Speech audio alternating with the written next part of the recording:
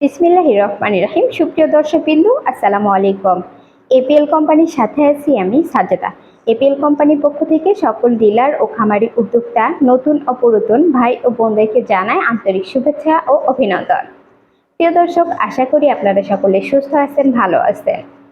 প্রিয় দর্শক, বৈজ্ঞানিক পদ্ধতিতে পোল্ট্রি পালনের মাধ্যমে শহর ও গ্রামের সাধারণ জনগণের কর্মসংস্থানের সুযোগ সৃষ্টি হয়েছে।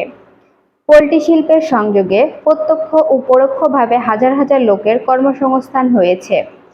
পোল্ট্রি খামার স্থাপনে প্রাথমিকভাবে স্বল্প মূলধনের প্রয়োজন হয় অন্যান্য শিল্পের তুলনায়।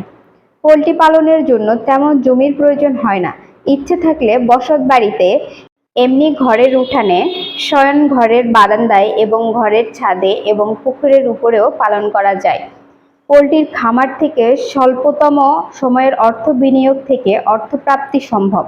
কারণ হলো হাঁস মুরগি 5 মাস বয়স হলেই ডিম দেওয়া শুরু করে এবং ব্রয়লারের মুরগি 5 থেকে 7 সপ্তাহ বয়স হলে মাংসের জন্য বিক্রয় উপযোগী হয়। মুরগির ডিম ও মাংসে পুষ্টি উৎপাদন গরুর দুধের তুলনায় অনেক বেশি থাকে। মাত্র একটি ডিম 2 গ্লাস দুধের সমান। পোল্ট্রি ডিম ও মাংসের সংস্থান করে থাকে। মানুষের জন্য ডিম হলো উচ্চ পুষ্টিসম্পন্ন আমিষ জাতীয় খাদ্য। প্রিয় দর্শক, আজকের মতো আমাদের আলোচনা এখানেই শেষ করছি।